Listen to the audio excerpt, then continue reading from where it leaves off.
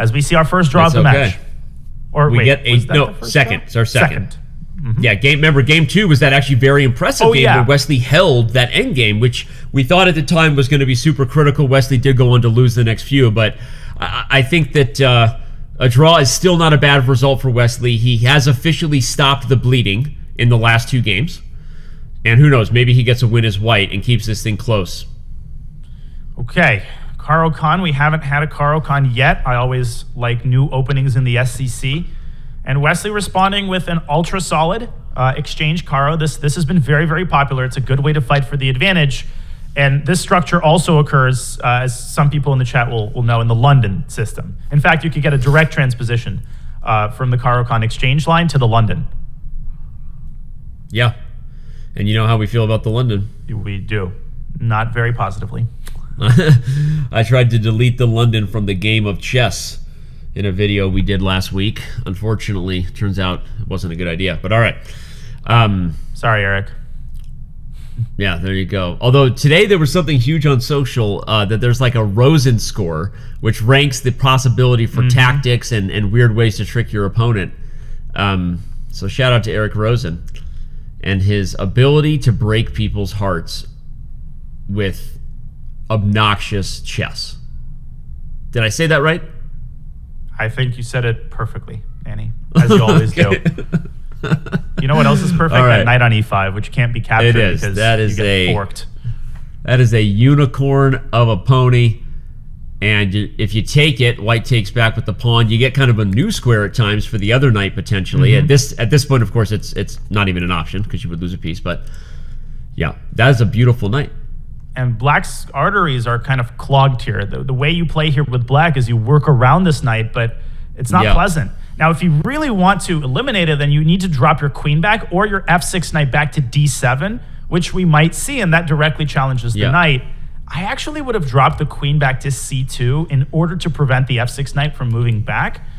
But I wonder what Wesley cooks up against knight d7 here. Maybe it's f4?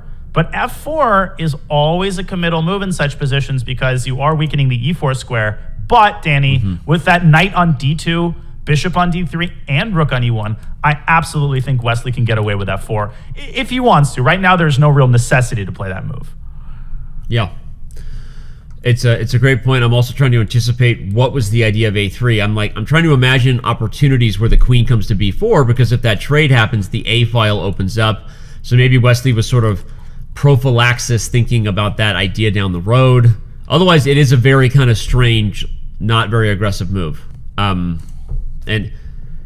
yeah, I don't quite know. Magnus played rook c8. Great move. You might say, why is he putting the rook on a closed or semi-closed file? Because queen c2 there was impossible due to knight takes d4. So the queen on b3, very weirdly, is almost stranded on the queen side. Can't go back to d1, can't go back to c2. And instead, Wesley banking on his other pieces, preparing to double rooks on the e-file. I still like his position, but I think Magnus is doing a great job of working around the knight on e5. Yeah. You called it. Working around the pony. Now it should, I was going to say it should be noted for the first time you could take it because you're no longer getting forked. And before I could even complete the sentence, Magnus does take it, which is interesting, right? He gets rid of the strong knight. After takes, he will put his knight on... Wait, is he just going to go back, or is he going to get spicy in here?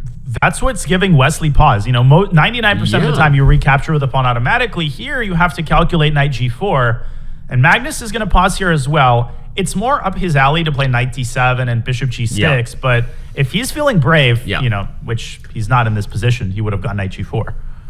This definitely feels like the human call. This is a very scary move to play. It might have been the best move, actually. But all right, knight d7. Now you're going to put the bishop on g6 quickly. Wait.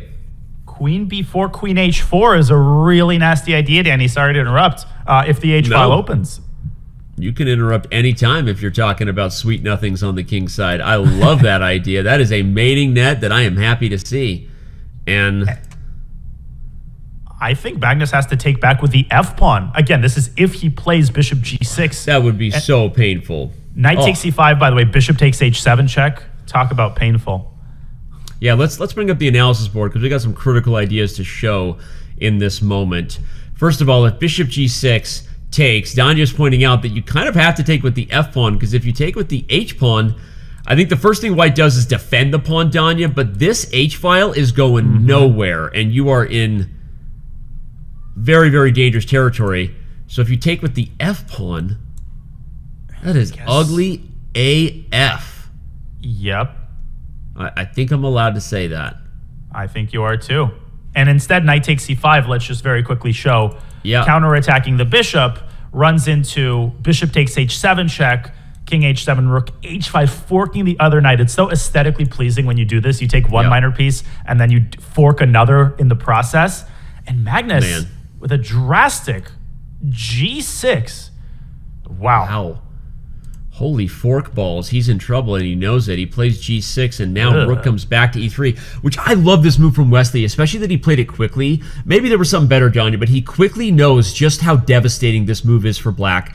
The bishop is trapped. It's ugly. And he's like, I'm not going to sit here and try to find a concrete win. I'm going to defend my e-pawn. Black is down on the clock and down on the position. That is a very strong, practical move to make so quickly. Absolutely. And look at that bishop on h5. Look at it carefully, because it might not last too long. Queen b4. Earlier, you were playing that move to ferry the queen to the king side. Now, you would be playing this move to prepare g4. And with the pawn on g6, it's actually very hard to find alternate arrangements for the bishop. You're not going to go g5 here, are you? I mean, that looks like a devastating weakening of the king side. So you might have to get the queens off the board with queen to b6. But white could also, Danny, play h3 and reinforce the threat of g4. Magnus is walking on hot coals right now, and he might get burned. Yeah. I agree with everything you said, especially your eloquent choice of words, the metaphors. He might get burned. At this point, I am all in.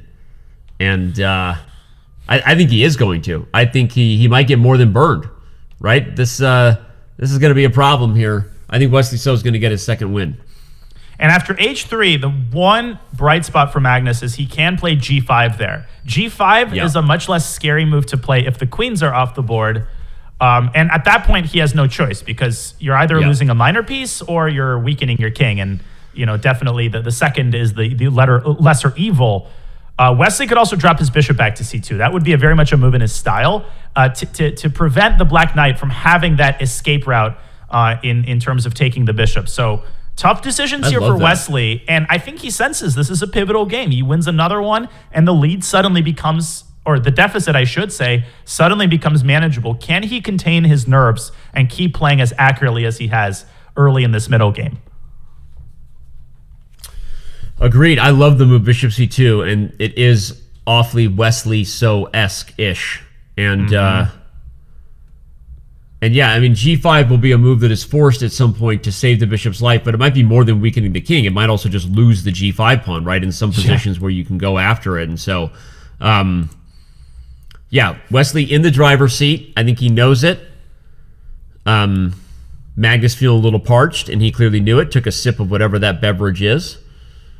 And here we go. He does take it. And he's going to go h3. He does. Okay, g5 we're going to see, but Magnus could take the bishop. I would not take the bishop first. I would go g5 straight away. Yeah. And, you know, I think that considering all of the things that could have happened after Magnus's 18th move g6, this is, you know, it's bad, but it's a manageable kind of bad. And now he's suddenly up on time as well.